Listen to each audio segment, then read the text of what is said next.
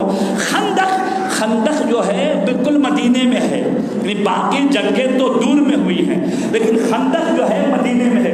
آپ حضرات جو حج پر گئے ہوں گے، آپ نے دیکھا ہوگا وہاں پہ ایک مسجد ہے، مسجد ابو بکر، ایک مسجد ہے مسجد فلاں، ایک مسجد ہے مسجد امام علی، باقی مسجدیں آباد ہیں، لیکن مولا علی کی مسجد جو ہے نا اس میں تالا بند ہے، اہل بیت سے متعلق جو چیزیں ہیں نا اس میں تالا بند ہے، اس مقام پر آپ نہیں جا سکتے۔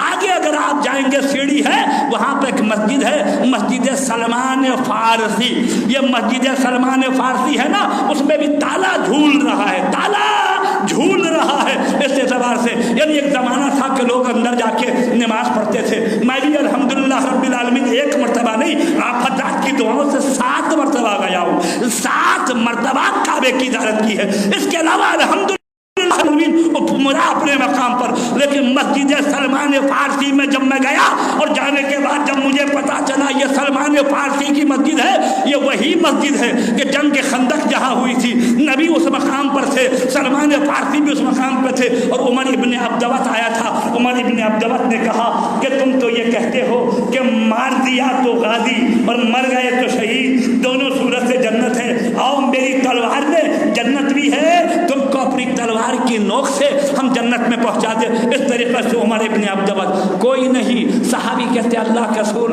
اس سے کون لڑے گا؟ میں نے دیکھا ایک مقام پر تجارت کر رہے تھے، 40 ڈاکوؤں نے حملہ کیا، اس نے کیا کیا، ایک اونٹنی کا بچہ اٹھایا، اسے ڈھال بنایا، سب کو مار کے بھگایا۔ روایت یہ بتاتی ہے سبوں کے سر اس طریقے سے جھکے ہوئے تھے جیسے طائر ان کے سر پر بیٹھا ہوا ہے، ذرا سر ہلائیں گے پرندہ اڑ جائے گا، سب کے سب خاموش، لیکن ہر مقام پر مولا علی کھڑے ہوئے۔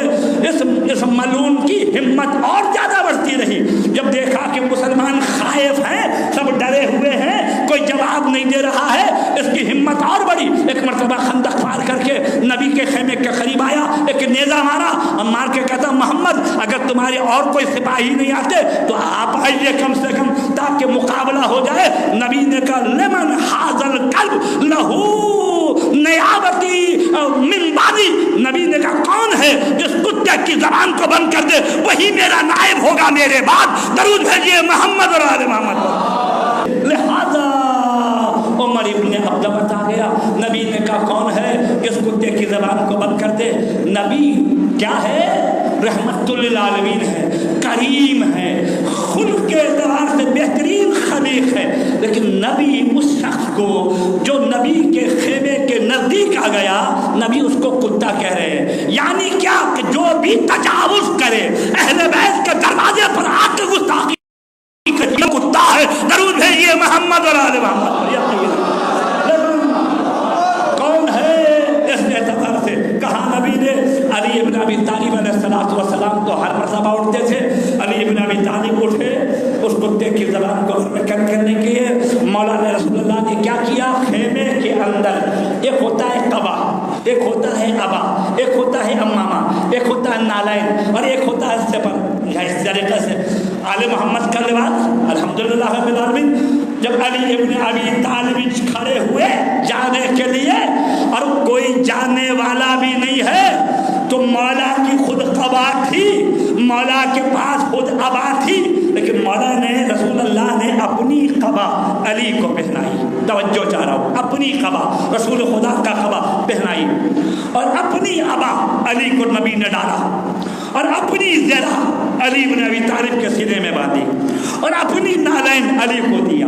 اور یہ امامہ جو تھا نا نبی کا، نبی نے امامہ خیمے کے اندر علی کے سر پہ نہیں رکھا، امامہ ہاتھ میں لیا، علی کو لے کر خیمے کے باہر آئے۔ توجہ چاہ رہا ہوں، امامہ ہاتھ میں لے کر خیمے کے باہر آئے، سب لوگوں کا مجمع تھا، صحابیوں کا مجمع تھا، نبی نے علی کے سر پر وہ امامہ رکھا اور کہا اے علی تم جاؤ۔ سوال یہ ہے جب قبا خیمے کے اندر پہنا دیا، ابا اندر خیمے کے اندر پہنا دیا، نالین خیمے کے اندر پہنا دی، زرہ خیمے کے اندر پہنا دی، امامہ بھی پہنا کے نکالتے۔ توجہ چاہتا ہوں، امامہ بھی پہنا کے نکالتے، لیکن امامہ رسول خدا تمام صحابیوں کے درمیان سر پہ رکھ رہے ہیں۔ اللہ کے رسول آپ نے امامہ خیمے میں کیوں نہیں پہنایا؟ اللہ کے رسول کہیں گے جھگڑا झगड़ा अबा का नहीं है, झगड़ा कबा का नहीं है, झगड़ा नालैन का नहीं है, झगड़ा ज़रा का नहीं है, झगड़ा इसी दास्तार का है। मेरे बाद वो कहेंगे वो है वो है वो है, पहना के बता रहा हूँ कोई नहीं, अली है। दरूद भेजिए मोहम्मद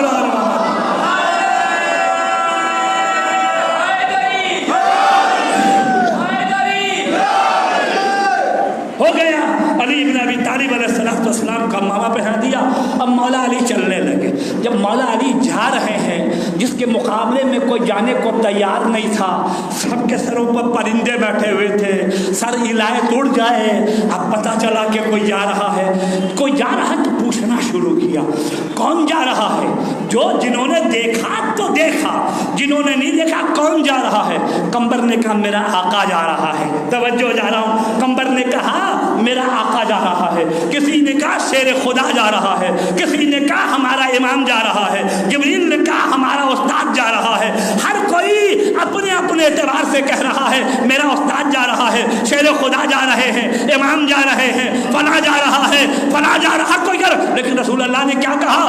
बराजुल ईमान कुल्लहु अलल कुल्ल कुफरही। अरे पूरा का पूरा ईमान जा रहा है। दरूद भेजिए मोहम्मद।